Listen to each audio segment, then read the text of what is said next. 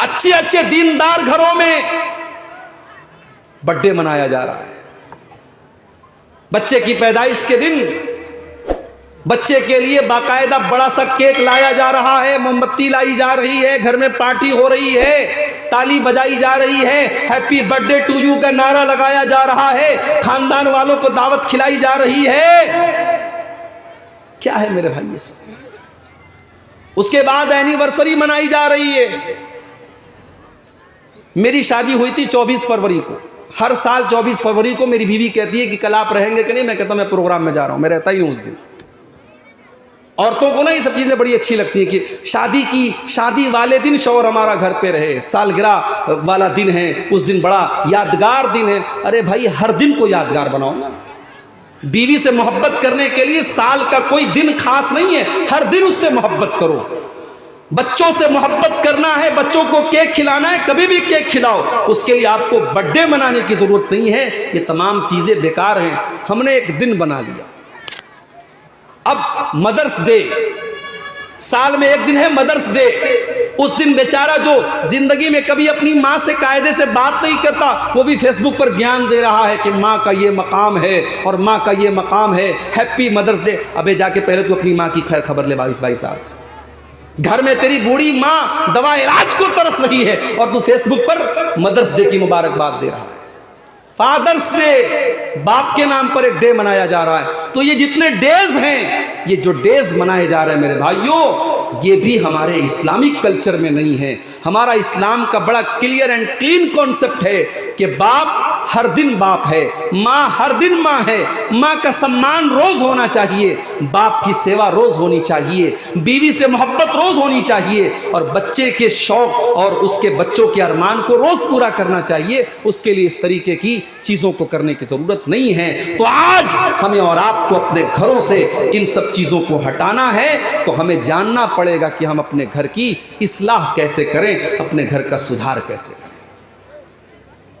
فتنوں کا دور ہے، یہ فتنوں کا دور ہے، کہیں بے پردگی کا فتنہ، کہیں بے حیائی کا فتنہ، کہیں اسلام کے نام پر اسلام سے دور کرنے کا فتنہ ہے۔ اس دور میں بھی اللہ کے نبی کی یہ تعلیم ہے کہ انسان زیادہ سے زیادہ اپنے گھر کے اندر رہے۔ اللہ کے نبی فرماتے ہیں طوبی لمن ملک لسانہ، وہ انسان قابل مبارکباد ہے جو اپنی زبان کو کنٹرول کر لے، ووسعہ بیتہ، اور جو اپنے گھر کے اندر رہے۔ کوشش کیجئے، اپنے پریوار کو ٹائم دیجئے، اپنے بیوی بچوں کو ٹائم دیجئے۔ جب آپ اپنے کام سے، اپنے بزنس سے، اپنی نوکری سے خالی ہو جائیں تو آپ اپنے گھر والوں کو ٹائم دیجئے، آپ بہت سارے فتنوں سے بچ جائیں گے میرے بھائی۔ آج حالات کیا ہیں؟ شوہر رات میں آتا ہے، کام دھندا کر کے آیا ہے، تھکا ہارا آیا ہے، بیوی بیچاری موبائل میں لگی ہے اور کوئی سیریل دیکھ رہی ہے، اس کا فیورٹ سیریل ہے، بیوی سیریل میں لگی ہے۔ شوہر بیچارہ کھانا کھاتا ہے، اب کھانا کھانے کے بعد شوہر بچوں سے نہیں بول رہا ہے، بچوں کی خیر خبر نہیں لے رہا ہے، شوہر بھی اپنا موبائل پر لگ گیا، واٹس ایپ پہ لگ گیا، فیس بک پر لگ گیا، اپنے سوشل میڈیا میں لگ گیا۔ بچے اپنا الگ موبائل پر ویڈیو دیکھ رہے ہیں، ماں الگ سیریل دیکھ رہی ہے، باپ کی ایک الگ دنیا ہے۔ میرے بھائی یہ پورے گھر کا جنازہ نکل رہا ہے۔ گھر کے اندر جو پیار ہونا چاہیے، نہ ماں کو بچے کا پیار مل رہا ہے، نہ بچے کو ماں کا پیار مل رہا ہے، نہ شوہر کو بیوی کی محبت مل رہی ہے، نہ بیوی کو شوہر کی محبت مل رہی ہے۔ اسی لیے عربی کا ایک شاعر کہتا ہے لیس الیتیم من انتہا ابواہ من ہم الحیات وخلفاہ ذلیلا۔ ارے یتیم وہ نہیں ہے، اناتھ وہ نہیں ہے جس کی ماں اور جس کا باپ دنیا سے چلا گیا ہو۔ ان الیتیم هو الذی تلقى له اما تخلت او ابا مشغولا۔ ارے یتیم تو وہ ہے، اناتھ تو وہ ہے کہ جس کی ماں کے پاس اس کے لیے ٹائم نہ ہو، جس کے باپ کے پاس اس کے لیے سمے نہ ہو۔ آج بچوں کے لیے ماں باپ کے پاس ٹائم نہیں ہے، نہ ماں کبھی اپنے بچے کو بیٹھ کر کے دین کی باتیں بتا رہی ہے، نہ باپ اپنے بچوں کو کبھی بتا رہا ہے۔ وہ مائیں تھیں جو اپنے بچوں کے دین کی فکر کرتی تھی۔ امام بخاری کا نام تو سنا ہے نا آپ نے؟ امام بخاری کا نام کیا تھا؟ محمد بن اسماعیل۔ امام بخاری کا نام تھا محمد، ان کے باپ کا نام تھا اسماعیل۔ امام بخاری کی عمر بھی 5 سال تھی، 5 سال کے بچے تھے امام بخاری کے، ان کے باپ کا انتقال ہو گیا، باپ دنیا سے چلا گیا۔ لوگ کہتے ہیں جب باپ دنیا سے چلا جائے تو بچے بگڑ جاتے ہیں، بچے عام طور سے باپ اگر نہ ہو تو ماں ان کو کنٹرول نہیں کر پاتی، یہ عام طور سے مانا جاتا ہے۔ امام بخاری کی ماں نے اپنے بچے کو ماں کا بھی پیار دیا اور باپ کا بھی پیار دیا، باپ کے مرنے کے بعد انہوں نے باپ کی کمی نہیں کھلنے دی۔ امام بخاری بڑے ہو رہے ہیں، ماں کا سپنا ہے میرا بیٹا بڑا ہو کر کے نبی کی حدیثوں کا عالم بنے، میرا بیٹا بڑا ہو کر کے قرآن کا حافظ بنے، قرآن کا عالم بنے۔ او میری پیاری ماں بہنوں، آج ایسے بھی مائیں کیوں نہیں ہیں سماج میں جو اپنے بچوں کو اللہ کے دین کا خادم بنانے کا سپنا دیکھیں؟ آج ماؤں کا سپنا ہوتا ہے میرا بیٹا ڈاکٹر بنے، میرا بیٹا انجینئر بنے، میرا بیٹا ٹیچر بنے۔ ایسی مائیں کہاں چلی گئی جو امام بخاری کی ماں کی طرح یہ سپنا دیکھیں کاش کہ میرا بیٹا نبی کے قرآن، نبی کی حدیثوں کا حافظ بنے، قرآن کا حافظ بنے، قرآن کا عالم بنے، وہ دنیا کو قرآن کا میسج سنائے، وہ دنیا کو اسلام کا میسج سنائے، وہ ایک اچھا مسلمان بنے اور دوسروں کو اچھا بنائے۔ ایسا سپنا دیکھنے والی مائیں آج دنیا سے ختم ہو گئی میرے ماں۔ امام بخاری کی ماں اپنے بچے کی تربیت کر رہی ہے۔ امام بخاری بیمار ہو گئے، ایک مرتبہ امام بخاری بیمار ہو گئے اور اتنے بیمار ہو گئے کہ اس بیماری میں ان کی آنکھوں کی روشنی چلی گئی۔ امام بخاری اندھے ہو گئے، ان کی آنکھوں کی روشنی چلی گئی۔ امام بخاری کی ماں کو بڑا دکھ ہوا، وہ اللہ کی نیک بندی اللہ کی بارگاہ میں رات میں تہجد پڑھتی ہے اور اللہ کی بارگاہ میں دعا کرتی ہے، اے اللہ میں نے اپنے بچے کو قرآن کا عالم بنانے کا سپنا دیکھا ہے، اے اللہ میں نے اپنے بچے کو تیرے نبی کی حدیثوں کا عالم بنانے کا سپنا دیکھا ہے، اے اللہ میرے بچے کی آنکھوں کی روشنی چلی گئی ہے، اے اللہ اب میرا بچہ قرآن کو کیسے پڑھے گا، اب یہ حدیثوں کو کیسے پڑھے گا، اے اللہ میرے بچے کی روشنی کو لوٹا دے، میرے بچے کی آنکھوں کو لوٹا دے۔ امام بخاری کی ماں راتوں کو رو رو کر کے یہ دعا کرتی ہے اور کہتے ہیں کہ جب ماں اپنے بچے کے لیے دعا کرتی ہے، اللہ کے رسول کی حدیث ہے کہ جب والدین کی دعا، ماں باپ کی دعا بچے کے حق میں قبول ہوتی ہے، اللہ تعالیٰ ماں باپ کی دعا کو کبھی لوٹاتا نہیں ہے۔ اگر ماں کے منہ سے نکل گیا بیٹے کے لیے کوئی دعا نکل گئی تو اللہ ضرور اس دعا کو پورا کرتا ہے۔ اسی لیے ماؤں کو کبھی بچوں کو بد دعا نہیں کرنا چاہیے، ہمیشہ بچوں کے لیے اچھی دعا کرنی چاہیے۔ امام بخاری کی ماں نے اتنی دعا کی، اتنا روتی رہی اللہ کی بارگاہ میں کہ رات میں جب وہ سو جاتی ہیں تو ان کے سپنے میں، ان کے خواب میں حضرت ابراہیم علیہ السلام آتے ہیں اور ابراہیم علیہ السلام آ کر کے کہتے ہیں، اے امام بخاری کی ماں تو اتنا روئی ہے اور تو نے اللہ سے اتنی دعا کی ہے کہ رد اللہ علی ابنک بصرہ، اللہ تعالیٰ نے تیرے بچے کے آنکھوں کی روشنی کو لوٹا دیا ہے، جا کر کے تو دیکھ لے تیرے بچے کی آنکھیں صحیح ہو چکی ہیں، تیرا بچہ دوبارہ دیکھنے لگا ہے۔ امام بخاری کی ماں کی نیند کھلی اور جا کر کے جب انہوں نے دیکھا تو ان کے بچے کی آنکھوں کی روشنی آ چکی تھی، ان کا بچہ بالکل ٹھیک ہو چکا تھا۔ تو یہ ہوتی ہے میرے پیارے بھائیوں ایک دیندار ماں کہاں سے آئے گی؟ آج آپ کے گھر میں دین کہاں سے آئے گا؟ میری مائیں اور بہنیں جو یہاں آئی ہیں برا نہ مانیں، آج جب آپ اپنے بچے کے لیے دلہن دیکھنے جاتی ہیں اور آپ اپنے گھر کے لیے جب بہو دیکھنے جاتی ہیں تو ایمانداری سے بتائیے گا کہ آپ سامنے والے کے اندر کیا چیز دیکھتے ہیں۔ اللہ تعالیٰ نے کسی کو بہت گورا بنایا ہے، کسی کو سانولا بنایا ہے، کسی کو کچھ کالا بنایا ہے، کوئی ہائٹ میں لمبا ہے، کسی کی ہائٹ کچھ کم ہے، किसी की खूबसूरती में कुछ कमी है, जाहिर है कोई इंसान खुद से तो पैदा नहीं हुआ है, उसके इख्तियार में तो नहीं है। कितनी औरतें आज जब वो रिश्ता देखने जाती हैं, लड़की नेक होती है, लड़की दीनदार होती है, लड़की पढ़ी लिखी होती है, लेकिन वो ये कह के रिश्ता ठुकरा देती हैं, लड़की तो बहुत अच्छी थी, बहुत अच्छी थी, लेकिन उसकी हाइट थोड़ी कम थी। सिर्फ हाइट की बुनियाद पर कितने रिश्ते रिजेक्ट हो जाते हैं। लड़की बहुत अच्छी थी, रिश्ता बहुत अच्छा था, लेकिन लड़की के बाप का मकान अच्छा नहीं लग रहा था, घर अच्छा नहीं लग रहा था।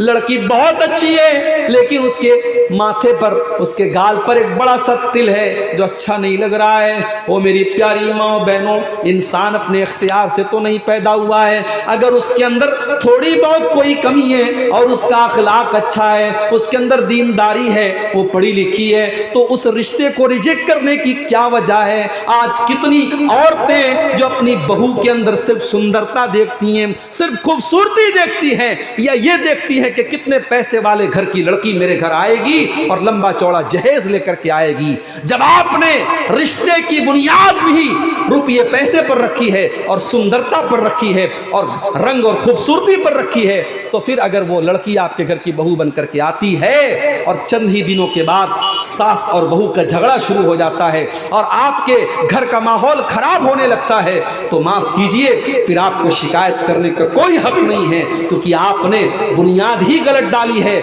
आप बबूल का पेड़ बोने के बाद ये उम्मीद नहीं कर सकते कि उस पेड़ में से आम निकलेगा। आप आम का पेड़ बोएंगे तो आम के पेड़ से आम निकलेगा, आम के पेड़ से बबूल नहीं निकलेगा और बबूल के पेड़ से आम नहीं निकलेगा। इसलिए जब आप रिश्ता करने जाएं, जब आप अपने घर के लिए बहू देखने जाएं, तो अल्लाह के नबी की क्या तालीम है, जरा आपको हदीस उठा के देखिए जो बुखारी और मुस्लिम के अंदर मौजूद है। अल्लाह के प्यारे नबी फरमाते हैं, तुनकहुल मरातु लिअरबईन लिमालिहा वले हसबिहा वले जमालिहा वले दीनिहा। जब एक औरत की शादी होती है तो 4 चीजें औरत के अंदर देखी जाती हैं। माल देखा जाता है, यहूदियों के यहाँ माल देखा जाता था, कितने पैसे वाले घर की लड़की है, और खूबसूरती देखी जाती है। ईसाइयों के यहाँ खूबसूरती देखी जाती थी, वले हसबिया, और कुछ लोग खानदान देखते हैं, बिरादरी देखते हैं। अरब के अंदर बिरादरी बहुत ज्यादा देखी जाती थी। वले दीनिहा,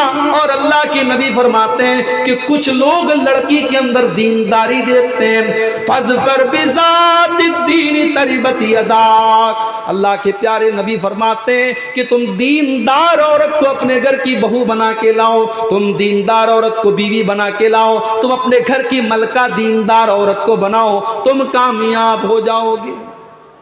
दीनदार औरत जब घर में आ जाए तो घर को 4 चांद लगा देती है। मेरे अद्दुनिया कुल्लुहा मता, दुनिया पूरी की पूरी फायदा उठाने की चीज है। वह खैरु मताई दुनिया अलमरतु सालिहा, और दुनिया का सबसे कीमती खजाना नेक औरत है, दीनदार औरत है। अल्लाह के नबी से हजरत उमर फारूक ने पूछा, अरे अल्लाह के नबी ये बताइए कि हम कौन सी चीज़ को खजाना बनाएं, कौन सी चीज़ को अपने घर में हम इकट्ठा करें, कौन सी चीज़ को स्टोर करें। अल्लाह के प्यारे नबी ने फरमाया कि तुम 3 चीज़ों को खजाना बना लो, 3 चीजों को स्टोर कर लो। लियत्तखिज़ अहदुकुम क़ल्बन शाकिरा व लिसानन ज़ाकिरा व ज़ौजतन मुमिनतन तुईनुहु अला अम्रिल आखिरा। सबसे पहली चीज, तुम अपनी जुबान को अल्लाह का जिक्र करने वाला बनाओ। अपने अंदर ऐसी जुबान पैदा करो जो हर हाल में अल्लाह का जिक्र करने वाली हो। मेरी प्यारी माँ बहनों, मेरे प्यारे भाइयों, आज इस पर भी गौर करो कि आज हम कितनी बार अल्लाह का जिक्र करते हैं। नबी अकरम ने तो जो दुआएं सिखाई हैं, छींक आए तो कहो अल्हम्दुलिल्लाह, आपको छींक आई आपने अल्हम्दुलिल्लाह का, सामने वाला सुने तो वो कहे यरहमुकल्लाह, फिर उसके जवाब में आप कहें यहदीकुमुल्लाह। सिर्फ एक छींक आई और आपने 3 बार अल्लाह का नाम लिया। आप घर में जा रहे हैं, कुछ नहीं अगर आपको आता है तो सिर्फ बिस्मिल्लाह पढ़ लीजिए। अल्लाह के नबी फरमाते हैं जब तुम अपने घर में आते हो और बिस्मिल्लाह पढ़ते हो तो शैतान फेल हो जाता है। جب تم بسم اللہ پڑھ کے گھر میں آتے ہو تو شیطان یہ کہتا ہے لا مبیت لکم ہاہنا، اب اس گھر میں ہم رہ نہیں سکتے، یہ تو بسم اللہ پڑھ کے اندر آیا ہے۔ اور جب تم کھانا کھانے کے ٹائم بسم اللہ پڑھتے ہو تو شیطان کہتا ہے لا عشاء ہاہنا، اب یہاں تو ڈنر بھی نہیں ملے گا، اب یہاں تو کھانا بھی نہیں ملے گا۔ آپ نے بسم اللہ پڑھا، شیطان کی گھر میں انٹری ختم ہو گئی۔ آپ نے کھانے کے ٹائم بسم اللہ پڑھا، شیطان آپ کے کھانے سے بھاگ گیا۔ کیا اتنا بھی نہیں کر سکتے ہم؟ گھر سے آپ نکل رہے ہیں، دکان پہ جا رہے ہیں، مکان پہ جا رہے ہیں، بزنس پہ جا رہے ہیں، کہیں بھی جا رہے ہیں، جب آپ گھر سے نکلنے لگیے اللہ کے نبی فرماتے ہیں یہ دعا پڑھ کے نکلیے، بسم اللہ توکلت علی اللہ لا حول ولا قوت الا باللہ۔ چھوٹی سی دعا ہے، 2 منٹ میں آپ کو یاد ہو جائے گی۔ بسم اللہ، میں اللہ کے نام سے نکل رہا ہوں، توکلت علی اللہ، میں اللہ کے اوپر بھروسہ کر کے نکل رہا ہوں، لا حول ولا قوت الا باللہ، اللہ کے سوا کسی کے پاس کوئی طاقت نہیں ہے، کوئی پاور نہیں ہے۔ یہ دعا پڑھ کے آپ نکلیں گے، کوئی شیطان آپ کا کچھ بگاڑ نہیں سکتا۔ اللہ کے نبی فرماتے ہیں جب یہ دعا پڑھ کے آپ نکلیں گے تو شیطان اگر آپ کو بہکانے کے لیے آتا ہے تو فرشتے اس سے کہتے ہیں اس نے تو وہ دعا پڑھ لی کہ وَقَدْ وُقِيتَ، اس کو تو اللہ تعالیٰ نے اپنی چھایا میں، اللہ تعالیٰ نے اپنے پروٹیکشن میں لے لیا ہے، اب شیطان اس کو کچھ نہیں کر سکتا، اب شیطان اس کا کچھ نہیں بگاڑ سکتا۔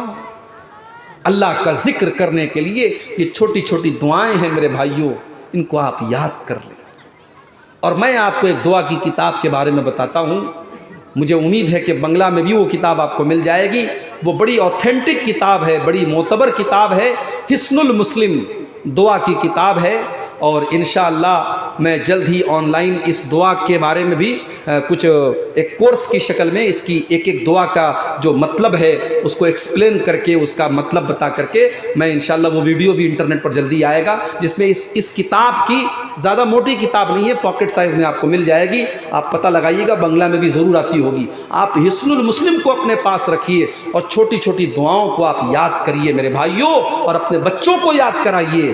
اور جب آپ ان دعاؤں کو یاد کریں گے اور آپ کے گھر میں اللہ کا ذکر جب ہوگا تو آپ کے گھر سے بہت ساری برائیاں ختم ہو جائیں گی، اس لیے کہ جب گھر میں اللہ کا نام لیا جاتا ہے، جب اللہ کا ذکر ہوتا ہے تو شیطان وہیں سے ناکام ہونے لگتا ہے۔ اسی لیے اللہ کے نبی فرماتے ہیں مثل البیت الذی یذکر اللہ فیہ والبیت الذی لا یذکر فیہ مثل الحی والمیت، جس گھر میں اللہ کا نام لیا جائے وہ گھر زندہ ہے، اور جس گھر میں اللہ کا نام نہ لیا جائے وہ گھر مردہ ہے۔ جنات کا مسئلہ آتا ہے، مولوی صاحب میرے گھر میں جنات کا اثر ہے، مولوی صاحب میری جوان بیٹی پتہ نہیں کیسی کیسی باتیں کر رہی ہے، الٹی سیدھی باتیں کر رہی ہے، ہوش میں نہیں رہتی ہے، بال کو بکھیر لیتی ہے۔ مولوی صاحب نے آ کے دیکھا، کہا جنات کا سایہ ہے اس کے اوپر کسی نے جادو کیا ہے۔ میرے بھائیو، آپ کو مولوی صاحب کے پاس جانے کی ضرورت نہیں ہے۔ اگر آپ اپنے گھر کو جنات سے بچانا چاہتے ہیں، شیطان سے بچانا چاہتے ہیں، آپ بس ایک کام کرنا شروع کر دیجئے، اپنے گھر میں سورہ بقرہ کی تلاوت آپ ڈیلی کیا کریں۔ اگر آپ پوری نہیں کر سکتے تھوڑی تھوڑی کر کے کرا کریں۔ اللہ کے پیارے نبی فرماتے ہیں ان الشیطان ینفر من البیت الذی تقرأ فیہ سورۃ البقرہ، جس گھر میں سورہ بقرہ پڑھی جاتی ہے اس گھر سے شیطان بھاگ جاتا ہے۔ سورہ بقرہ کی تلاوت آپ کریں، کوئی شیطان آپ کے گھر میں نہیں آ سکتا، کوئی جن آپ کی بیٹی کو پریشان نہیں کر سکتا۔ مگر ہم لوگ تو شارٹ کٹ چاہتے ہیں نا، ہم کو نہ پڑھنا پڑے، ہم مولوی صاحب سے پڑھوا دیں گے۔ ہم موبائل کے ذریعے لوگ ہم سے پوچھتے ہیں، واٹس ایپ پر کال کر کے میسج کر کے، مولوی صاحب ہم کو اپنے گھر میں سورہ بقرہ پڑھنی ہے، 2.5 پارے کی سورت ہے، بڑی لمبی سورت ہے، اتنا ٹائم نہیں ہے، ہم موبائل کے اوپر اگر اس کو چلا دے تو چلے گا کیا؟ میں نے کہا دیکھیے، آپ موبائل پر جب سورہ بقرہ چلائیں گے تو آپ نہیں پڑھ رہے ہیں، موبائل پڑھ رہا ہے، اور موبائل کے پڑھنے پر شیطان بھاگنے کی بات نہیں کہی گئی ہے، آپ کو پڑھنا چاہیے۔ ثواب بھی اسی میں ہے، اور شریعت کے حکم کا تقاضا بھی یہی ہے کہ آپ ڈائریکٹ پڑھیں، آپ موبائل کے ذریعے قرآن کی تلاوت نہ کروائیں، آپ خود تلاوت کریں تاکہ آپ کے گھر سے شیطان کا اثر ختم ہو جائے۔ تو گھر کو اگر دیندار بنانا ہے تو ہمیں اور آپ کو گھر میں یہ کام کرنا پڑے گا۔ اسی طریقے سے اگر آپ کے گھر کو گھر کے ماحول کو اسلامی ماحول بنانا ہے تو اپنے گھر میں نماز کا ماحول بناؤ، اپنے گھر کا ماحول ایسا بناؤ کہ اذان کی آواز سننے کے بعد سارے کام دھندے بند ہو جائیں، عورتیں ہوں، بڑے ہوں، بچے ہوں، ان کو سب سے پہلے نماز کی فکر ہو جائے۔ اسی لیے اللہ کے نبی فرماتے ہیں کہ کل قیامت کے دن جب سورج 1 میل کی دوری پر ہوگا، اللہ تعالیٰ اپنے کچھ بندوں کو اپنے عرش کا سایہ دے گا۔ ان بندوں میں ایک بندہ وہ بھی ہوگا وَرَجُلٌ قَلْبُهُ مُعَلَّقٌ بِالْمَسَاجِدِ، وہ انسان جس کا دل مسجد میں اٹکا ہو۔ اتنی نماز کی ٹینشن اور اتنی نماز کی فکر آپ کے اندر ہو کہ آپ کا دل مسجد میں اٹکا ہو۔ آپ عشاء کی نماز پڑھ کے گھر پہ آئے، آپ نے موبائل پر صبح فجر کی نماز کا اعلان لگا لیا، صبح فجر کی اذان 5:30 بجے 5:45 بجے ہونے والی ہے، مجھے 5:45 بجے اٹھنا ہے اور مسجد میں آ کر کے نماز پڑھنا ہے۔ آپ ظہر کی نماز آپ نے اپنے محلے کی مسجد میں پڑھی، آپ کو کلیا چک جانا ہے، آپ کو مالدہ جانا ہے، آپ کو فرقہ جانا ہے۔ اب آپ دیکھ رہے ہیں کہ اگر میں 4 بجے فرقہ رہوں گا تو میں عصر کی نماز کہاں پڑھوں گا؟ آپ ظہر پڑھنے کے بعد عصر کی پلاننگ کر رہے ہیں، عصر پڑھنے کے بعد مغرب کی پلاننگ کر رہے ہیں۔ نماز آپ کی زندگی کے شیڈیول میں شامل ہو جائے میرے پیارے ساتھیوں۔ اور یہی نہیں، جب آپ اپنے گھر پر رہیں تو اللہ کے نبی نے یہ بھی حکم دیا ہے کہ آپ سنت اور نفل نمازوں کو گھر میں پڑھا کریں۔ آپ اپنے گھر کے اندر سنت اور نفل نمازیں گھر کے اندر پڑھا کریں۔ فجر کی نماز ہے، آپ 2 رکعت سنت آپ گھر میں پڑھ کے تب مسجد میں جائیں۔ ظہر کی نماز ہے، آپ 2 رکعت کی جو 4 رکعت سنت ظہر کے پہلے پڑھی جاتی ہے 2 رکعت کر کے آپ گھر میں پہلے 4 رکعت پڑھیے، اس کے بعد آپ مسجد میں جائیے۔ اس سے کیا فائدہ ہوگا؟ اللہ کے نبی فرماتے ہیں خیر صلاۃ المرء صلاۃہ فی البیت الا المکتوبہ، فرض نماز کے علاوہ ہر نماز، چاہے وہ سنت نماز ہو، چاہے وہ نفل نماز ہو، چاہے وہ تہجد کی نماز ہو، انسان کو گھر میں پڑھنا چاہیے۔ کیوں پڑھنا چاہیے؟ اس کی وجہ بھی سمجھ لیجئے۔ جب آپ گھر میں نماز پڑھیں گے، آپ کا چھوٹا بچہ آپ کو دیکھ کر کے نماز کی محبت اس کے دل میں پیدا ہوگی۔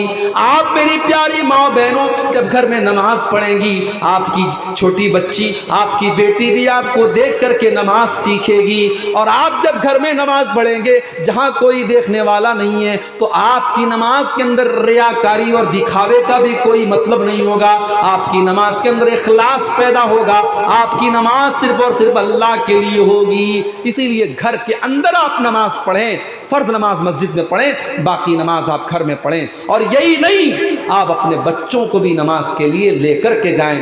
اللہ کے نبی فرماتے ہیں مروا اولادکم بالصلاۃ وهم ابناء 7 سنین، تمہارے بچے جب 7 سال کے ہو جائیں تو تم ان کو نماز پڑھنے کا حکم دو، واضربوہم علیہا وهم ابناء 10، اور جب تمہارے بچے 10 سال کے ہو جائیں اور نماز نہ پڑھے تو تم ان کی پٹائی کرو۔ 10 سال کے بچے اگر ہو جائیں تو نماز نہ پڑھنے پر ان کی پٹائی کرو۔ اور یہی نہیں، آگے اللہ کے نبی کہہ رہے ہیں وَفَرِّقُوا بَيْنَهُمْ فِي الْمَضَاجِعِ، اور جب تمہارے لڑکا اور لڑکی 10 سال کے ہو گئے تو ان کے بستر الگ کر دو۔ ایک کمبل میں، ایک چادر میں 2 لڑکوں کو مت سلاؤ، 2 لڑکیوں کو مت سلاؤ، ان کے بستر الگ کر دو۔ جانتے ہیں یہ حکم کیوں دیا گیا؟ یہ حکم اس لیے دیا گیا کہ 10 سال کا جب لڑکا آپ کا ہو گیا اور 10 سال کی آپ کی بیٹی جب ہو گئی تو اب وہ بلوغت کے قریب ہو رہے ہیں، اب وہ ینگ ہو رہے ہیں، اب وہ ٹین ایج کو پہنچ رہے ہیں، اب جوانی کی طرف وہ بڑھ رہے ہیں، اب ان کے جسم کے اندر تبدیلیاں آنا شروع ہو گئی ہیں۔ اب شریعت یہ کہتی ہے کہ اب یہاں سے ان کو پتہ لگنا چاہیے کہ اگر ہم ایک لڑکی ہیں تو ہمیں پردے میں رہنے کا حکم ہے، اگر ہم ایک مرد ہیں تو پھر ہمیں اپنی نظروں اور اپنی شرمگاہ کی حفاظت کا حکم ہے۔ شریعت نے سماج کو گندگی سے بچانے کے لیے بچہ اور بچی جب 10 سال کے ہو جائیں وہیں سے یہ حکم دیا کہ ان کے بستروں کو الگ کر دیا جائے۔ میرے بھائیوں، یہ ہماری شریعت ہے۔ اللہ تعالیٰ نے قرآن میں اگر ہم سے اور آپ سے یہ کہا ہے کہ زنا کے قریب مت جاؤ، تو زنا کے قریب لے جانے والی جتنی چیزیں ہیں اسلام نے ان سب کو روکا ہے۔ کیوں کہا اللہ نے قرآن میں وَلَا يُبْدِينَ زِينَتَهُنَّ اے مسلمان عورتوں، تم اپنی سندرتا کو، اپنی خوبصورتی کو، اپنی زینت کو کسی کے سامنے ظاہر مت کرو۔ کیوں کہا اللہ نے وَلْيَضْرِبْنَ بِخُمُرِهِنَّ عَلَىٰ جُيُوبِهِنَّ؟ جب تم اپنے گھر میں اپنے باپ کے سامنے، اپنے بھائی کے سامنے، اپنے محرم رشتہ دار کے سامنے، اپنے سسر کے سامنے بھی اگر تم رہو تو اپنے دوپٹے کو اپنے سینے پر رکھو، اپنے دوپٹے کو اپنے گریبان پر رکھو۔ کیوں کہا اللہ نے؟ کیوں کہا اللہ نے قرآن میں فَلَا تَخْضَعْنَ بِالْقَوْلِ؟ اے مسلمان عورت، جب تجھے کسی غیر مرد سے فون پر بات کرنا پڑ جائے، موبائل پر بات کرنا پڑ جائے، یا تیرے گھر پہ کوئی غیر مرد آ جائے اور تجھے اس سے بات کرنا پڑ جائے، تو تیری آواز میں لچک نہیں ہونی چاہیے، تیری آواز میں مٹھاس نہیں ہونی چاہیے، تیری آواز کڑک ہونی چاہیے، تاکہ سامنے والے کو یہ لگ جائے کہ میری دال یہاں گلنے والی نہیں ہے، یہ تو بڑے کڑک انداز میں بات کر رہی ہے، میں اس کے اوپر ڈورے نہیں ڈال سکتا، میں اس سے کوئی امید نہیں قائم کر سکتا۔ یہ تمام راستے اسلام نے کیوں بتائے میرے بھائیوں؟ تاکہ زناکاری اور بدکاری کے لیے کوئی جگہ نہ بچے۔ اور اتنے سب کے بعد اسلام یہ بھی کہتا ہے جب لڑکا اور لڑکی شادی کے لائق ہو جائے تو تم نکاح میں دیر نہ کرو۔ لڑکا 15 سال کا ہو گیا، 18 سال کا ہو گیا، شادی کے قابل ہو گیا، لڑکی 15 سال سے اوپر 16 سال کی، 18 سال کی ہو گئی، شادی کے قابل ہو گئی۔ اب آپ لڑکے کی شادی 30 سال کی عمر میں کر رہے ہیں، آپ لڑکی کی شادی 25 سال کی عمر میں کر رہے ہیں۔ آپ کیا سوچتے ہیں آپ کا وہ لڑکا جو 20 سال کی عمر میں اور 18 سال کی عمر میں شادی کے قابل ہوا ہے، وہ 10 سال تک کیا نماز پڑھ کر کے اپنے آپ کو گناہ سے بچائے گا؟ کیا وہ تقریروں کو سن کر کے اپنے آپ کو گناہ سے بچائے گا؟ نہیں نہیں میرے پیارے بھائیوں، انسان کو بھوک لگی ہو تو اس کو کھانا دیا جاتا ہے، اس کو تقریر نہیں سنائی جاتی۔ انسان کو پیاس لگی ہو تو اس کو پانی دیا جاتا ہے، اس کے سامنے قرآن نہیں پڑھا جاتا ہے۔ اگر آپ کے جوان بیٹے اور بیٹیاں شادی کے قابل ہو گئے ہیں تو اسلام یہ بھی کہتا ہے کہ ان کی شادی میں تم دیر مت کرو۔ یہی نہیں، اب جو بات میں کہنے جا رہا ہوں ہو سکتا ہے میرے جانے کے بعد عورتیں ناراض ہو جائیں اور کہنے لگے کہ آئندہ اس مولوی کو مت بلانا، آئندہ اس مولوی کی تقریر مت کروانا۔ یہ بھی سن لو، سماج میں زناکاری کو روکنے کے لیے اسلام یہ بھی کہتا ہے اگر مرد کے پاس طاقت ہے، پیسے والا ہے اور ایک سے زیادہ بیویوں کا وہ حق ادا کر سکتا ہے، وہ 2 شادی کر سکتا ہے، وہ 3 کر سکتا ہے، وہ 4 کر سکتا ہے، تو اسلام یہ کہتا ہے کہ اس مرد کو کر لینا چاہیے۔ نہیں مولوی صاحب، زنا کر لینا آسان ہے، دوسری شادی کا نام مت لیجیے۔ بیوی کہتی ہے کہ تم غلط کام کر لو چلے گا، مگر تم کسی کو میری سوتن بنا کے لاؤ گے، میں اپنے پیار کو نہیں بانٹ سکتی، میں اپنی محبت کو نہیں بانٹ سکتی۔ بیوی صاف کہتی ہے تم غلط کام کر لو چلے گا، مگر میں کل ممبئی میں تھا، ممبئی میں ایک نوجوان لڑکا میرے پاس آیا، 28 سال 30 سال کا لڑکا رہا ہوگا، پیسے والا لڑکا ہے۔ اس نے کہا مولوی صاحب میں دوسری شادی کرنا چاہتا ہوں۔ میں نے کہا بہت اچھی بات ہے، کر لو بھائی۔ کہا کس سے کروں؟ کوئی بیٹی دینے کو تیار ہی نہیں ہے۔ لڑکی، میں نے ایک ایسی جگہ رشتہ بھیجا جہاں لڑکی گونگی ہے، لڑکی بول نہیں سکتی ہے اور غریب فیملی ہے، لیکن ان لوگوں نے بھی کہا کہ نہیں صاحب ہم دوسری بیوی کے طور پر اپنی بیٹی کو نہیں دیں گے۔ یہ حالات ہیں اس وقت ہمارے اور آپ کے سماج کے۔ دوسری شادی جو بیچارہ کر سکتا ہے اس کو کرنے کی اجازت نہیں ہے۔ نتیجہ یہ ہے، اور میں سماج کی حقیقت آپ کو بتا رہا ہوں کہ کتنے شادی شدہ لوگ ہیں جن کے شادی کے بعد بھی دوسری عورتوں سے سمبند ہیں، جس کو ہم کہتے ہیں ایکسٹرا میریٹل افیئر۔ شادی کے بعد بھی ناجائز تعلقات ہیں اور سماج کے اندر وہ چیزیں چل رہی ہیں، لیکن دوسری شادی کو سماج نے گالی بنا دیا۔ کوئی دوسری شادی کر لے، پورا سماج کہتا ہے یار یہ بہت غلط آدمی ہے، بہت عیاش آدمی ہے، اس نے دوسری شادی کر لی۔ لیکن اسی سماج میں کتنے شادی شدہ لوگ ہیں جو اپنی ضرورت کو غلط اور ناجائز طریقے سے پورا کر رہے ہیں اور سماج میں اس کو کوئی برا کہنے والا اور اس کو کوئی روکنے والا نہیں ہے۔ میرے بھائیوں، اگر اسلام نے زناکاری سے روکا ہے تو اسلام نے اس کا حل بھی بتایا ہے۔ اسلام یہ کہتا ہے شادی کرو، نکاح کرو۔ کتنی لڑکیاں ہیں آج 25 سال کی ہوگی، ان کے ماں باپ ان کی شادی کے بارے میں سوچتے بھی نہیں ہیں۔ اگر وہ لڑکی کبھی اپنی ماں سے کہہ دے میری شادی کرا دو، ماں کہتی ہے تو بڑی بے شرم ہو گئی ہے، تو شادی کی بات کر رہی ہے، تو بڑی بے غیرت ہو گئی ہے، تو شادی کی بات کر رہی ہے۔ او میری پیاری ماں بہنوں، آپ سمجھداری سے کام لو، آپ سمجھداری سے کام لو۔ لڑکی اگر شادی کے قابل ہو چکی ہے، آپ اس کی شادی کرا دیجئے، اور رشتہ داری اور شادی میں آپ آسانی پیدا کیجئے، اپنے اسٹینڈرڈ کو تھوڑا کم کر دیجئے۔ اگر اچھا رشتہ مل رہا ہے، لڑکا کھانے کمانے والا ہے، دیندار ہے، بہت اچھا مکان نہیں ہے، بہت زیادہ اس کی آمدنی نہیں ہے، لیکن اگر لڑکا دیندار ہے، نیک ہے، اچھا ہے، تو نکاح کر دو، شادی کر دو۔ جب انسان شادی کرتا ہے، جب ذمہ داری اس کے کندھوں پر آتی ہے، تو اللہ تعالیٰ آٹومیٹک اس کی روزی روٹی میں برکت دیتا ہے، اللہ تعالیٰ آٹومیٹک برکت دیتا ہے۔ میں نے تو دیکھا ہے اور محسوس کیا ہے، انسان جب تک شادی نہیں ہوتی ہے، اگر وہ 1000 روپیہ کما رہا ہے، شادی کے بعد آٹومیٹک وہ 2000 کمانے لگتا ہے۔ کیوں؟ کیونکہ جب بیوی آتی ہے، بیوی اپنے حصے کا مقدر لے کے آتی ہے، اپنے حصے کی روزی لے کے آتی ہے۔ پھر 1 سال بعد، 2 سال بعد جب اولاد ہوتی ہے، جب بیٹا اور بیٹی ہوتے ہیں، انسان کی آمدنی میں اور اس کی کمائی میں اور اللہ برکت دیتا ہے، کیونکہ جو بچہ پیدا ہوا ہے وہ اپنی روزی روٹی لے کر کے آیا ہے۔ میرے بھائی، ہم اور آپ یہ سمجھتے ہیں ہم پیسہ کما رہے ہیں، تم نہیں کما رہے ہو۔ تمہارے حصے کا جو مقدر ہے، اس مقدر میں جو روزی اللہ تعالیٰ نے تم کو لکھی ہے، تمہاری بیوی کے ذریعے، تمہارے بچوں کے ذریعے، وہ تم کو ملتی ہے اور اللہ تم کو دیتا ہے۔ اس لیے شادی میں میرے بھائیوں آپ آسانی پیدا کریں۔ اسی لیے اللہ کے نبی فرماتے ہیں اذا خطب الیکم ممن ترضون دینہ وخلقہ فزوجوہ، جب تمہارے لڑکا یا لڑکی کے لیے کوئی اچھا رشتہ ملے، کوئی دیندار رشتہ ملے، تو تم نکاح کرنے میں دیر نہ کرو۔ اللہ کے نبی کے ایک صحابی تھے، شکل صورت کے اچھے نہیں تھے، چہرے پر دانے بھی تھے، داغ بھی تھا، لیکن بڑے نیک آدمی تھے۔ ان کا نام تھا جلیبیب رضی اللہ تعالیٰ عنہ۔ اللہ کے نبی سے بہت محبت کرتے تھے۔ اللہ کے نبی نے پوچھا جلیبیب تمہاری شادی ہوئی کہ نہیں ہوئی؟ اے اللہ کے نبی شادی نہیں ہوئی۔ آپ نے کہا کوئی بات نہیں، ہم تمہاری شادی کرائیں گے۔ مدینہ کے اندر ایک انصاری صحابی تھے جن کی بیٹی بڑی پڑھی لکھی، بڑی قابل تھی، بڑی اچھی تھی، اور وہ اپنی بیٹی کے لیے رشتہ تلاش کر رہے تھے۔ ایک دن وہ اللہ کے نبی کے پاس آتے ہیں اور اللہ کے نبی سے کہتے ہیں کہ اللہ کے نبی میں اپنی بیٹی کے لیے رشتہ تلاش کر رہا ہوں۔ نبی اکرم نے فرمایا کہ آپ کی بیٹی کے لیے ایک بہت اچھا رشتہ ہے میرے پاس۔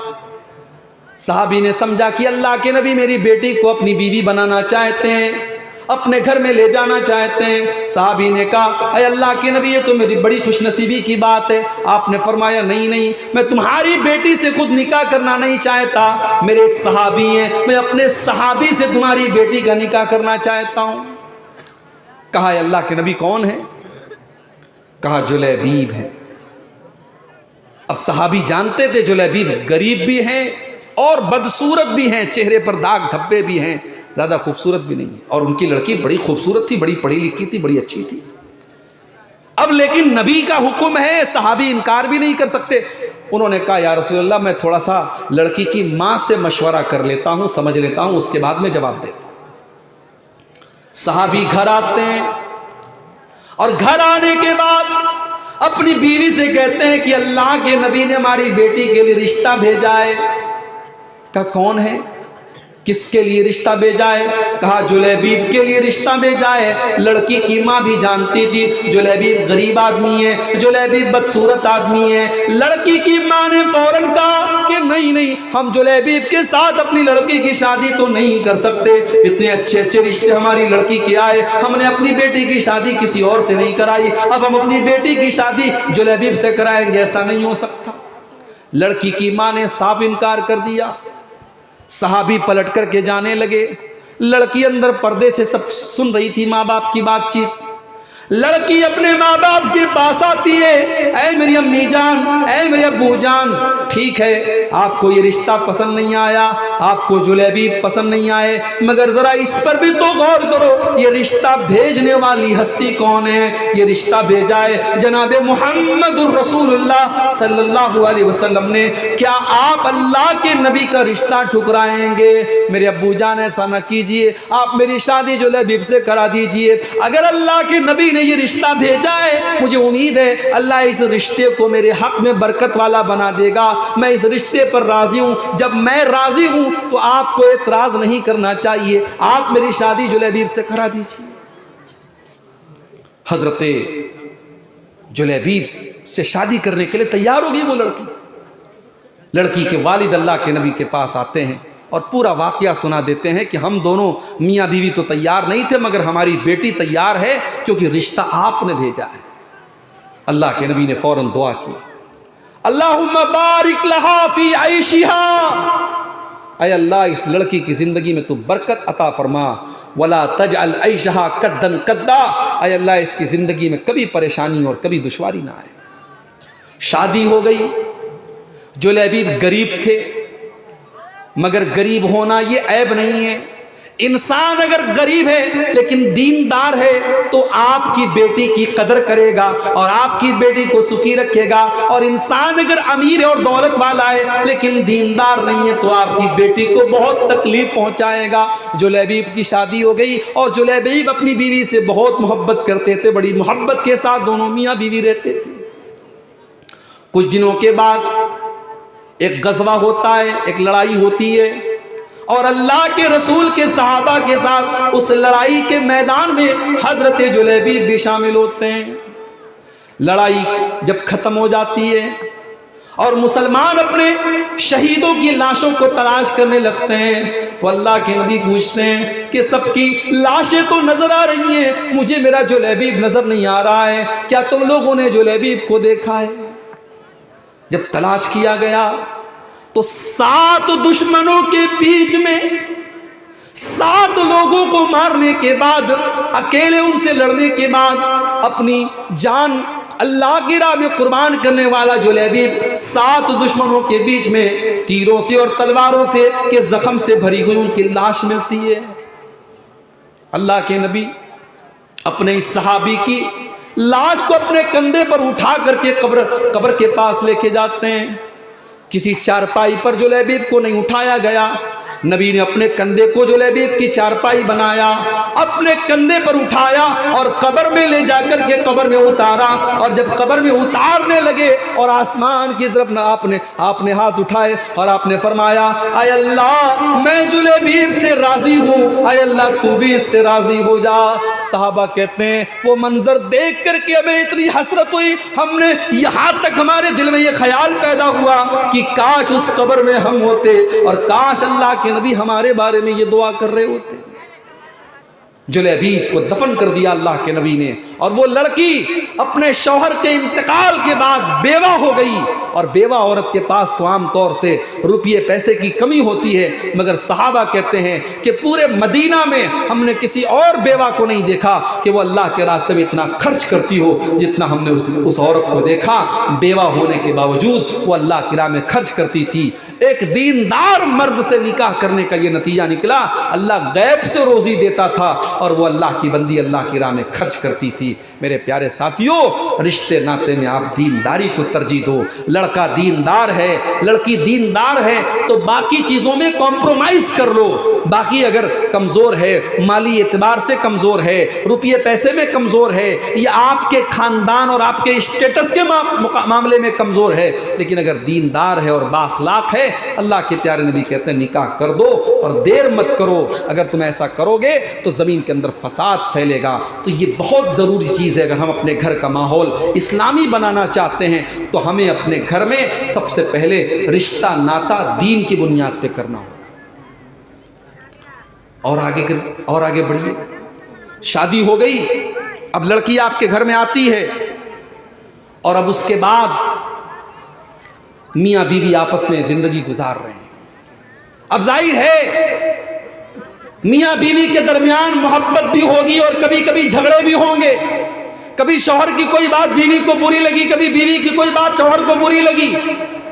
अब यहाँ इस्लाम क्या कहता है इसको भी आप जरा समझ लें। इस्लाम ये कहता है अर्रिजालु क़व्वामून अलन निसा। औरत को ये समझ लेना चाहिए कि मुझे अपने शौहर के ऊपर हुक्म नहीं चलाना है, मुझे अपने शौहर का हुक्म मानना है। अल्लाह ताला ने मेरे शौहर को मेरा निगरां बनाया है। اگر گھر کو ایک اسکول مان لیا جائے تو اسکول کا پرنسپل جیسے ہوتا ہے ویسے گھر کا پرنسپل مرد ہے، اور مرد کو اللہ نے گھر کا ذمہ دار بنایا ہے۔ اگر گھر کو ایک گاڑی بنا لیا جائے تو بیوی اس گاڑی پر بیٹھی ہے اور ڈرائیور اس گاڑی کا شوہر ہے۔ اللہ نے فرمایا کہ ہم نے زندگی میں عورت کے اوپر مرد کو نگراں بنایا ہے، ذمہ دار بنایا ہے۔ کیوں بنایا؟ کیونکہ بہت ساری چیزیں ایسی ہیں جو مرد کر سکتا ہے، عورت نہیں کر سکتا۔ اللہ نے مرد کو طاقتور بنایا ہے۔ رات کے 12 بجے مرد جو ہے وہ گھر سے نکل کر کے کہیں بھی جا سکتا ہے، لیکن عورت نہیں جاتی ہے، عورت نہیں جاتی ہے، عورت کمزور ہے۔ اور یہ عورت کو مان لینا چاہیے کہ اللہ تعالیٰ نے مرد اور عورت کے کو ایک جیسا نہیں بنایا ہے۔ بہت سارا ایسا کام ہے جو عورت ہی کر سکتی ہے، مرد نہیں کر سکتا۔ اور میں کبھی کبھی ایک بات کہتا ہوں کہ مرد کے شریر میں طاقت ہے لیکن عورت کے آنسوؤں میں طاقت ہے، عورت کے جذبات میں طاقت ہے۔ عورت اپنے جذبات کے ذریعے وہ کام کر سکتی ہے جو مرد اپنی طاقت سے نہیں کر سکتا۔ ارے بھائی، فرعون کا نام سنا ہے کہ نہیں سنا ہے؟ کیسا آدمی تھا؟ لگ رہا ہے نیند آ رہی ہے آپ لوگوں کو۔ کیسا آدمی تھا؟ اچھا تھا کہ برا تھا؟ بہت بڑا ظالم تھا فرعون۔ فرعون کو کسی نے بتا دیا کہ تمہارے دور حکومت میں ایک بچہ پیدا ہونے والا ہے جو آگے چل کر کے تمہاری حکومت کو ختم کر دے گا۔ فرعون نے آرڈر دے دیا کہ جہاں بھی بچہ پیدا ہو رہا ہے چیک کرو لڑکا ہے کہ لڑکی ہے، اگر لڑکا ہے تو کل ہم، اس کو قتل کر دو، مار ڈالو، اس کو مرڈر کر دو اس کا۔ اتنا بڑا ظالم تھا فرعون۔ جب موسیٰ علیہ السلام پیدا ہوئے، موسیٰ علیہ السلام کی ماں کا دل دھک دھک کر رہا ہے کہ مجھے تو بیٹا پیدا ہوا ہے، اگر فرعون کو پتا چلے گا تو میرے بیٹے کو مروا ڈالے گا۔ اللہ نے کہا ہے موسیٰ کی ماں تو پریشان مت ہو، تو اپنے بچے کو دودھ پلا اور دودھ پلانے کے بعد ایک صندوق میں رکھ کر کے دودھ پانی میں ڈال دے۔ غور کرو میری پیاری ماں بہنوں، ایک ماں سے یہ کہا جا رہا ہے کہ اپنے بچے کو دودھ پانی میں ڈال دے۔ موسیٰ کی ماں ظاہر ماں تھی، ماں کا کلیجہ کیسے مانے گا کہ اپنے بچے کو میں پانی میں ڈال دوں؟ مگر اللہ نے موسیٰ کی ماں کے کلیجے کو مضبوط کیا اور انہوں نے اپنے بچے کو دودھ پلایا، اور دودھ پلانے کے بعد ایک صندوق میں رکھ کے پانی میں ڈال دیا۔ اور جب پانی میں ڈالا تو اپنی بیٹی سے کہا کہ جا تو دیکھ تیرا بھائی کہاں جا رہا ہے، اللہ کے حکم پر تو میں نے عمل کر دیا لیکن تو دیکھ کہ یہ میرا بیٹا کہاں جا رہا ہے۔ قرآن کہتا ہے اب موسیٰ پانی کے اندر جا رہے ہیں اور بہن کنارے کنارے سے دیکھ رہی کہ میرا بھائی کہاں جا رہا ہے۔ اگر آپ کے گھر میں کوئی بہن ہے تو بہن سے محبت کرو میرے بھائی، یہ بڑا پیارا رشتہ ہوتا ہے۔ اللہ جن کی بہنیں، اللہ ان کی بہنوں کو سلامت رکھے۔ بھائی بہن کا رشتہ بھی بڑا پیارا ہوتا ہے، بہنوں کو بھائیوں کی اور بھائیوں کو بہنوں کی بڑی فکر ہوتی ہے۔ موسیٰ کی بہن کنارے کنارے سے دیکھ رہی میرا بھائی کہاں جا رہا ہے۔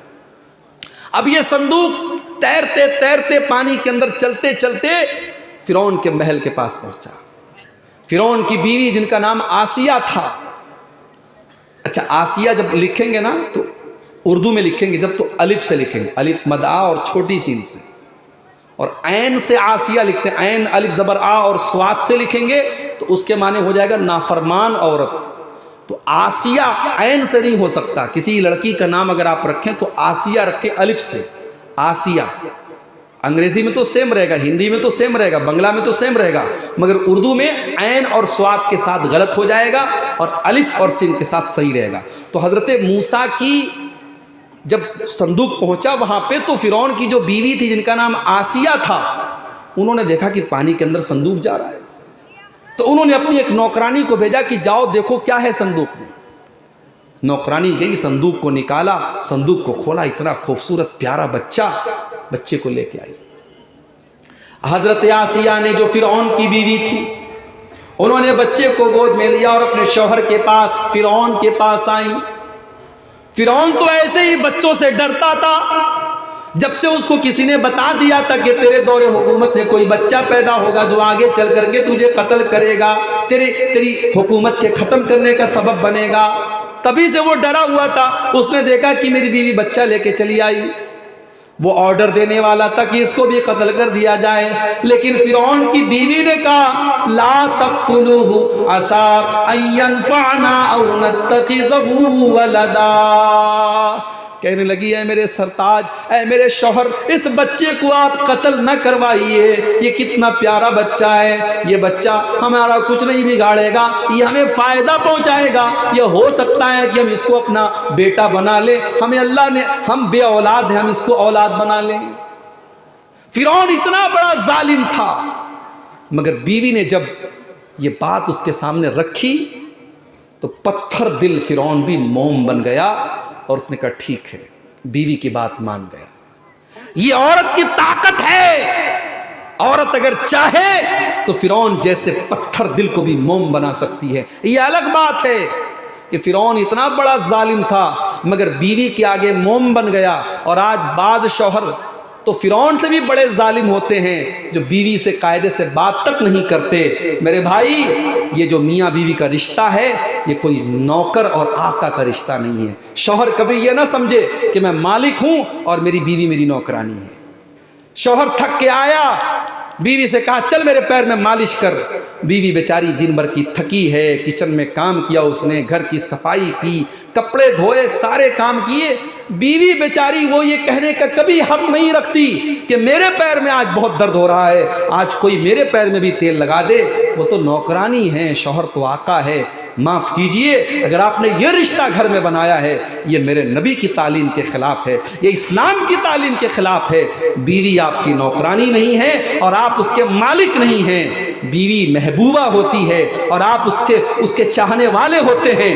ان دونوں کے درمیان، شوہر اور بیوی کے درمیان محبت کا رشتہ ہونا چاہیے، نوکرانی اور مالک کا رشتہ نہیں ہونا چاہیے۔ اگر آپ کبھی بیوی کے کام آ جائیں، کبھی آپ سنڈے ہے گھر میں چھٹی ہے، اگر آپ نے گھر کی صفائی میں کچھ بیوی کا ہاتھ بٹا دیا تو آپ چھوٹے نہیں ہو جائیں گے، آپ کی ناک نہیں کٹ جائے گی۔ اللہ کے پیارے نبی، اس کائنات کے سب سے عظیم انسان اللہ کے پیارے نبی جناب محمد الرسول اللہ صلی اللہ علیہ وسلم جب اپنے گھر میں ہوتے تھے، اما عائشہ فرماتی ہیں کانا یحلب شاتہ، اپنی بکری کا دودھ خود دہہ لیتے تھے آپ، ویقلی ثوبہ، اپنے کپڑے میں بٹن وغیرہ لگانا ہوتا تھا آپ خود لگا لیتے تھے، اور اپنے ضروری کام آپ خود کر لیتے تھے، اور آپ اپنے گھر والوں کے کاموں میں سپورٹ کرتے تھے۔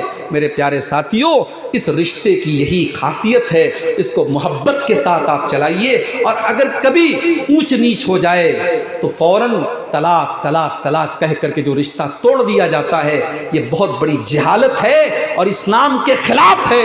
ارے طلاق تو بہت بات کی بات ہے، اسلام تو یہ کہتا ہے کہ اگر آپ کو بیوی کی کوئی بات بری لگتی ہے تو اکیلے میں بیٹھ کر کے سوچو کہ بیوی نے آج کھانا خراب بنایا ہے، آج اس نے کپڑے پر پریس رکھ کر کے کپڑے کو جلا ڈالا ہے، لیکن کم سے کم تمہارے بچوں کی اچھی پرورش تو کر رہی ہے، کم سے کم وہ بے حیائی اور بے پردگی تو نہیں کر رہی ہے۔ اللہ کے نبی فرماتے ہیں لا یفرق مومن مومنۃ ان کریہ منھا خلقا رضی منھا آخر، خبردار کوئی مرد اپنی عورت سے الگ نہ ہو، اپنی بیوی سے الگ نہ ہو اور طلاق نہ دے اور بیوی کو الگ نہ کرے۔ اگر اس کو بیوی کی کوئی بات بری لگتی ہے تو ضرور کوئی نہ کوئی بات اچھی لگے گی۔ تو اس رشتے کی نزاکت کو سمجھیے۔ اپنی ماں بہنوں سے بھی کہنا چاہوں گا، اپنے بھائیوں سے بھی کہنا چاہوں گا کہ آپ ایک آئیڈیل شوہر بنیں، ایک آئیڈیل بیوی بنیں۔ ہم دیکھتے ہیں بعض لوگوں کو کہ سماج کے لیے وہ بہت اچھے ہوتے ہیں، لوگوں سے بہت مسکرا کے ملتے ہیں، مگر جب گھر میں جاتے ہیں تو بیوی بچوں کے ساتھ بڑا خراب ان کا رویہ ہوتا ہے، بڑا روکھا ان کا طریقہ ہوتا ہے۔ معاف کیجئے، کوئی اچھی چیز نہیں ہے۔ اللہ کے پیارے نبی فرماتے ہیں خیرکم خیرکم لأہلہ وانا خیرکم لأہلی، او لوگوں تم میں سب سے اچھا انسان وہ ہے جو اپنے پریوار کے لیے اچھا ہو، اور میں تم میں اپنے پریوار کے لیے سب سے اچھا ہوں۔ اسی لیے جب اللہ کے نبی سے پوچھا گیا کہ اے اللہ کے نبی سب سے بہترین عورت کون سی ہے، میری پیاری ماں بہنوں، سب سے بہترین عورت کی 3 نشانی اللہ کے نبی نے بیان فرمائی۔ اگر آپ شادی شدہ ہیں تو یہ 3 چیزیں اپنے اندر پیدا کر لیں۔ التی تسرہ اذا نظر، سب سے بہترین عورت وہ ہے کہ شوہر دیکھے تو خوش ہو جائے۔ آپ شادی میں جا رہی ہیں، बेहतरीन साड़ी पहनकर, सज करके संवर करके आप किसी फंक्शन में जा रही हैं, सज करके संवर करके, लेकिन जब शौहर घर में आता है तो बाल में कंघी तक नहीं करती हैं, चेहरे पर क्रीम तक नहीं लगाती हैं, बदन में खुशबू तक नहीं लगाती हैं। ओ मेरी प्यारी माँ बहनों, आपके मेकअप का और आपकी जीनत का और आपकी खूबसूरती का सबसे बड़ा हकदार तो आपका शौहर है। अल्लाह के नबी फरमाते कि बेहतरीन बीवी वो है कि शौहर देखे तो खुश हो जाए।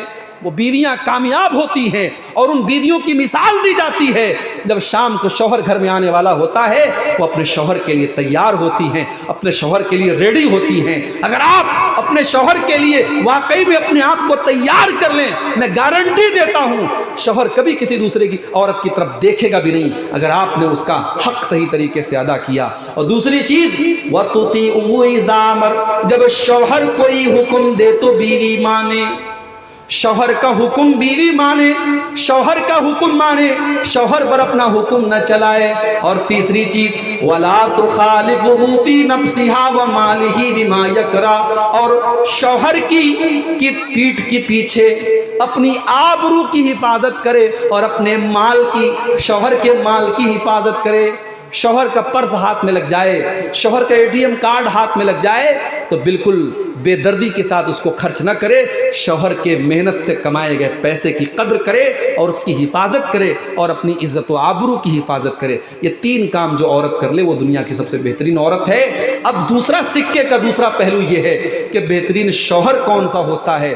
अल्लाह के नबी से पूछा गया, अरे अल्लाह के नबी, बीवी का हक हमारे ऊपर क्या है? आपने फरमाया, अंतुत इमहा इज़ा तइमता, तुम तो जाके कलिया चक में रसगुल्ला खा रहा है और तुम्हारी बीवी बेचारी घर में दाल चावल खा रही है, दाल भात खा रही है, ये मुनासिब बात नहीं है। जो तुम खाओ बीवी को खिलाओ, जो तुम पहनो, जिस स्टैंडर्ड और जिस मेयार का तुम कपड़ा पहनते हो अपनी बीवी को पहनाओ। वला तज़रिबिल वजहा, और कभी भी बीवी के ऊपर गुस्से में हाथ मत उठाओ, उसके चेहरे पर कभी मत मारो। कभी गुस्सा आया, अपने आप को कंट्रोल रखो, वो कोई जानवर नहीं है, वो कोई नौकरानी नहीं है, उसके चेहरे पर कभी हाथ मत उठाओ। वला तुकब्बे, और गाली गलौज से बात मत करो। वला तहजुर इल्ला फिल बैत, और जितना भी गुस्सा आ जाए, घर की बात घर के बाहर न जाए, उसको औरत को कभी घर से मत निकालो। ये औरत का हक है मेरे प्यारे साथियों। अगर इन चीज़ों को हम अपना लें तो इंशाअल्लाह इस रिश्ते में मोहब्बत पैदा होगी और घर का माहौल दीनदारी वाला बनेगा। अब आखिरी चीज़ बयान करके हम बात ख़त्म करेंगे। घर के माहौल को अगर आप इस्लामी माहौल बनाना चाहते हैं तो एक ज़रूरी चीज़ ये भी है कि आप अपने बाल बच्चों के लिए दुआ करें, अपने बीवी बच्चों के लिए आप दुआ करें। और कुरान में 2-3 दुआएं अल्लाह ने हमें सिखाई हैं। एक दुआ कुरान के 19वें पारे में अल्लाह फरमाता है, रब्बना हब लना मिन अज़वाजिना व ज़ुर्रिय्यातिना कुर्रता आयुन। अल्लाह के नेक बंदे ये दुआ करते हैं, परवरदिगार हमारे बीवी बच्चों को हमारी आंखों की ठंडक बना दे। वजअलना लिलमुत्तकीन इमामा, और ऐ अल्लाह तो मुत्तकियों का इमाम हमको बना दे। ये दुआ आप याद कर लीजिए। जब भी आप दुआ के लिए हाथ उठाइए, अपने बीवी बच्चों के लिए दुआ कीजिए कि ऐ अल्लाह हमारे बीवी बच्चों को हमारी आंखों की ठंडक बना दे। और आपकी बीवी आपकी आंखों की ठंडक कब बनेगी? जब वो नेक होगी, जब वो दीनदार होगी। आपका बच्चा आपकी आंखों की ठंडक कब बनेगा?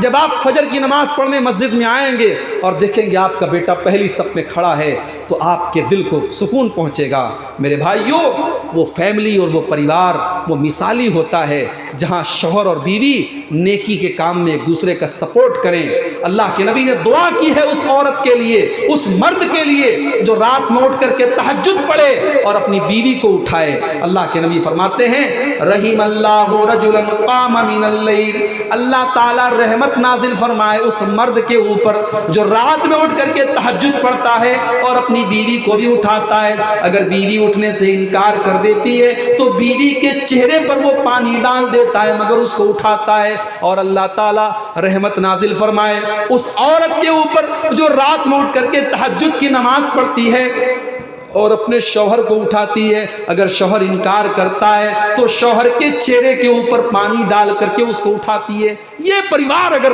ہمارے اور آپ کے سماج میں ہو جائے کہ بیوی شوہر سے نماز پڑھوا رہی ہے، شوہر بیوی سے نماز پڑھوا رہا ہے، تو میرے بھائیوں اس گھر میں برکت آئے گی، اس گھر میں رحمت آئے گی، اس گھر میں دینداری آئے گی۔ آج حالات بہت خراب ہے میرے بھائی، آج ہمارے گھروں سے دینداری ختم ہو رہی ہے۔ ارے آج گھروں میں کوئی قرآن پڑھنے والا نہیں، 24 گھنٹے میں گھر میں کتنے مسلمانوں کے گھر ایسے ہیں کہ 24 گھنٹے میں کوئی ایک مرتبہ اللہ کا نام لینے والا نہیں ہے۔ مسلمان کا گھر ہے، دن بھر موبائل پر گانا بج رہا ہے، ننگی تصویریں دیکھی جا رہی ہیں، دنیا بھر کی چیزیں دیکھی جا رہی ہیں، مگر ایک بار پورے گھر میں کوئی اللہ کا نام لینے والا نہیں ہے۔ ان حالات میں میرے بھائیوں ہمیں اور آپ کو اپنے گھر والوں اور اپنے اوپر توجہ دینے کی ضرورت ہے۔ اور آخری بات کہہ رہا ہوں کہ آج ہم اپنے بچوں کی بڑی فکر کرتے ہیں، اپنے بچوں کے لیے ہم زمین جائیداد خریدتے ہیں، مائیں اپنی بچیوں کے لیے زیور بناتی ہیں، کیوں؟ تاکہ ہمارے بعد ہمارے بچوں کو پریشان نہ ہونا پڑے۔ میں بڑے کھلے لفظوں میں کہہ رہا ہوں، اگر آپ اپنے بچوں کا فیوچر بنانا چاہتے ہیں، آپ پہلے اپنے آپ کو نیک بنائیے، آپ اپنے آپ کو دیندار بنائیے۔ جس دن آپ دیندار ہو گئے، جس دن آپ نیک ہو گئے، آپ کے بیوی بچے آپ کے بعد بھی انشاءاللہ بے سہارا نہیں ہوں گے۔ اور اس کی دلیل میں قرآن سے آپ کو دے رہا ہوں، قرآن کا 16واں پارہ اٹھاؤ، حضرت موسیٰ کا واقعہ اللہ بیان کر رہا ہے۔ موسیٰ علیہ السلام ایک گاؤں میں جاتے ہیں، حضرت موسیٰ ایک گاؤں میں جاتے ہیں، ان کے ساتھ حضرت خضر بھی ہیں۔ ان دونوں کو بھوک لگی ہے، گاؤں والوں سے کھانا مانگا، گاؤں والوں نے کھانا دینے سے انکار کر دیا۔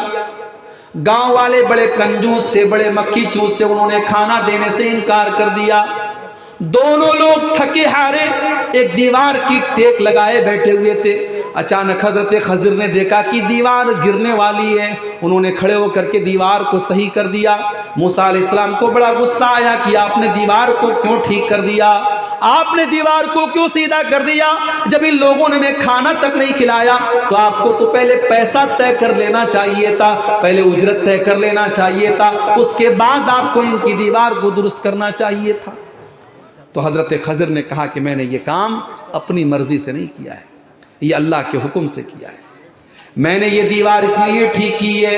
وَأَمَّا الْجِدَارُ فَكَانَ لِغُلَامَيْنِ يَتِيمَيْنِ فِي الْمَدِينَةِ وَكَانَ تَحْتَهُ كَنْزٌ لَهُمَا وَكَانَ أَبُوهُمَا صَالِحًا فَأَرَادَ رَبُّكَ أَن يَبْلُغَا أَشُدَّهُمَا وَيَسْتَخْرِجَا كَنْزَهُمَا رَحْمَةً مِّن رَّبِّكَ۔ حضرت خضر نے کہا اے موسیٰ، یہ جو دو دیوار جو گرنے والی تھی، یہ دیوار دو یتیم بچوں کے مکان کی دیوار تھی۔ دو یتیم بچے تھے جن کے باپ نے اپنے بچوں کے لیے دیوار کے نیچے خزانہ چھپا کے رکھا تھا، اگر دیوار گر جاتی تو خزانہ گاؤں والے لوٹ لیتے، لیکن ان دونوں بچوں کا جو باپ تھا وہ بہت نیک تھا، وہ بہت نمازی تھا، وہ بہت اللہ والا تھا۔ اس نیک باپ کی اولاد اپنے باپ کے خزانے سے محروم ہو جائے، یہ اللہ نے گوارا نہ کیا، اور اللہ نے مجھے حکم دیا کہ میں دیوار کو ٹھیک کر دوں تاکہ کل جب وہ بچے جوان ہو جائیں تب وہ اپنے باپ کا دبایا ہوا خزانہ وہ حاصل کر لیں۔ پتہ یہ چلا کہ اگر باپ نیک ہے اور باپ اگر دیندار ہے تو اس کی نیکی کا بدلہ، اس کی نیکی کا فائدہ اس کے مرنے کے بعد بھی اس کے بچوں کو ملتا رہے گا۔ اسی لیے حضرت عبداللہ بن مسعود رضی اللہ تعالیٰ عنہ جب رات میں تہجد کی نماز پڑھا کرتے تھے اور ان کا چھوٹا بیٹا ان کے پاس لیٹا رہتا تھا، سویا رہتا تھا، حضرت عبداللہ بن مسعود تہجد پڑھنے کے بعد اپنے بیٹے کو دیکھ کر کے کہتے تھے من اجلک یا بنیا، اے میرے بیٹے، تیرا باپ رات میں اٹھ کر کے تہجد کی نماز پڑھ رہا ہے، رات میں اٹھ کر کے تیرا باپ اللہ کی بارگاہ میں رو رہا ہے، تیرے لیے رو رہا ہے، تیری خاطر رو رہا ہے تاکہ تیرا فیوچر اچھا ہو جائے، تیرا بھوشیہ اچھا ہو جائے، کل اللہ تعالیٰ اپنی رحمتوں میں تجھ کو جگہ دے۔ تو آپ اپنے بچوں کے لیے اگر ان کا فیوچر بنانا چاہتے ہیں، ان کا بھوشیہ بنانا چاہتے ہیں تو آپ پہلے اپنے کردار پر محنت کریں میرے بھائی، اپنے اوپر محنت کریں۔ اگر آپ سچے ہیں آپ کے بچے بھی سچے ہوں گے۔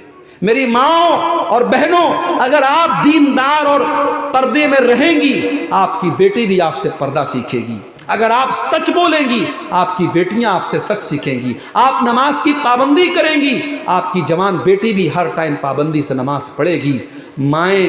ماؤں سے ان کی بچیاں سیکھتی ہیں اور بیٹے اپنے باپ سے سیکھتے ہیں۔ تو پہلے آپ خود اپنے آپ کو سنواریں اور سدھاریں۔